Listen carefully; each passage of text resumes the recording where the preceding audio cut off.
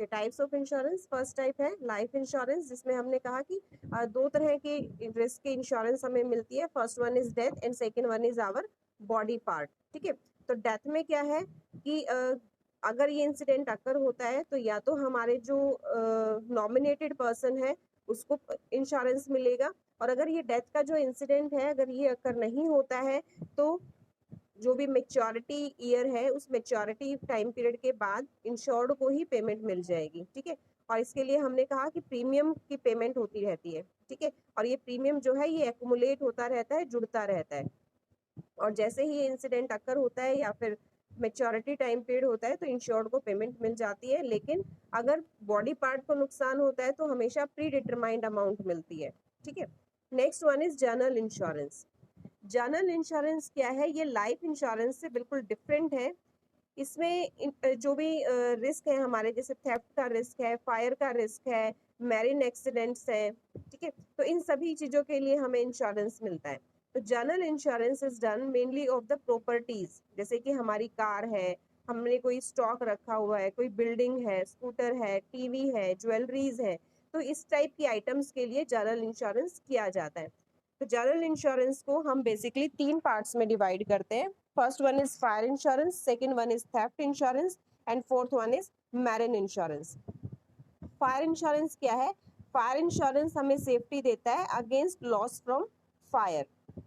अगर जो प्रॉपर्टी है हमारी उसको फायर से डैमेज हो जाता है तो इंश्योरेंस कंपनी इंश्योर्ड को जो भी लॉस की वैल्यू है वो वैल्यूज को पे कर देगी। लेकिन यहाँ पे ये हमें ध्यान रखना है कि हमारा जो इंश्योरेंस है उससे ज्यादा अमाउंट उसको पे नहीं किया जाएगा। फॉर एग्जाम्पल, उसने अगर अंडर वैल्यू का इंश्योरेंस करवाया है, मेरी जो प्रॉपर्टी है उसकी वैल्यू 2 लाख रुपीज है, लेकिन मैंने जो इंश्योरेंस करवाया है वो सिर्फ 70,000 रुपीज का करवाया है, तो अब ऐसा नहीं है कि कंपनी को वो ये कहेगा कि नहीं मेरी प्रॉपर्टी का तो 2 लाख की प्रॉपर्टी का नुकसान हो गया तो मुझे 2 लाख रुपीज पे कीजिए। नहीं, मैक्सिमम अमाउंट जो पे किया जाएगा वो सिर्फ उतना ही पे किया जाएगा जितने अमाउंट का हमने इंश्योरेंस करवा रखा है।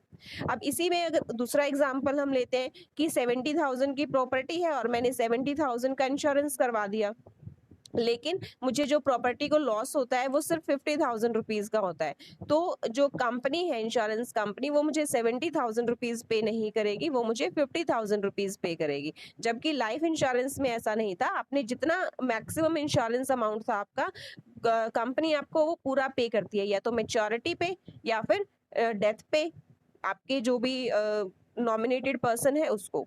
ठीक है, लेकिन जनरल इंश्योरेंस में ऐसा नहीं होता। नेक्स्ट इंश्योरेंस है थेफ्ट इंश्योरेंस।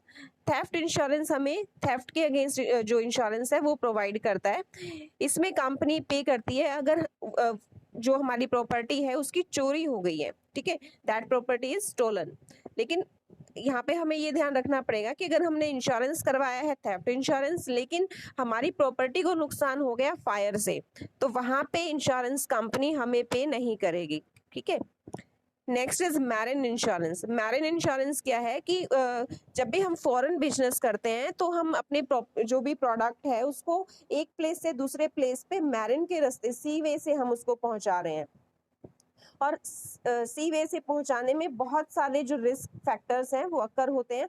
भाई कोई भी लहर तेज आ सकती है, या फिर जो रॉबर्स हैं वो वहाँ पे आ सकते हैं, हमारा जो शिप है उसको नुकसान हो सकता है, या फिर हम रास्ता भूल गए तो हमें टाइम पीरियड ज्यादा लग गया वहाँ पे, उससे नुकसान हो गया हमारे प्रोडक्ट को।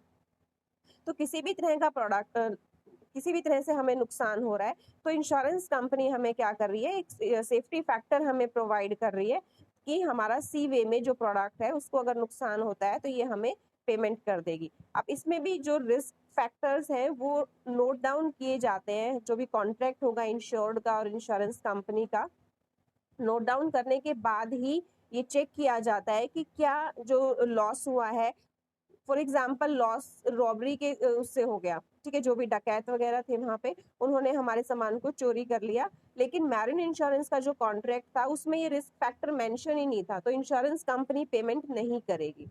तो हमें जब भी इंश्योरेंस लेना होता है तो ये जो फैक्टर्स हैं, रिस्क फैक्टर्स, ये ध्यान से हमें देखने चाहिए कि कौन कौन से रिस्क फैक्टर्स हैं। जैसे अभी कोविड-19 का जो केस हुआ है, इसके अंदर जिसकी भी लाइफ इंश्योरेंस पॉलिसी थी तो लाइफ इंश्योरेंस ने क्या किया, उसको पॉलिसी देने से मना कर दिया कि भी इस टाइप का इंसिडेंट अकर होने के बाद हम आपको पेमेंट नहीं दे सकते हैं इंश्योरेंस की। मींस पेमेंट तो वो देंगे, मैं ये नहीं कह रही कि बिल्कुल पेमेंट नहीं देंगे, लेकिन ऐसा होता है ना कि टाइम से पहले अगर डेथ हो गई है तो पूरा अमाउंट नहीं मिलेगा, कुछ परसेंटेज मिलेगा, वो प्री डिसाइडेड होता है, ठीक है। क्योंकि उसमें क्या है, कॉन्ट्रैक्ट में कोविड-19 का कोई जिक्र था ही नहीं, तो लाइफ इंश्योरेंस कंपनी केस को जीत गई कि हम सिर्फ जो एग्रीड अमाउंट है सिर्फ वही अमाउंट पे करेंगे, क्योंकि जो डेथ अकर हुई है वो उस कोज फैक्टर से अकर नहीं हुई जो हमारे टर्म्स एंड कंडीशन में मेंशन है। क्लियर? तो ये थे हमारे पास टाइप्स ऑफ इंश्योरेंस। नेक्स्ट है principles of insurance. First principle of insurance is principle of utmost good faith।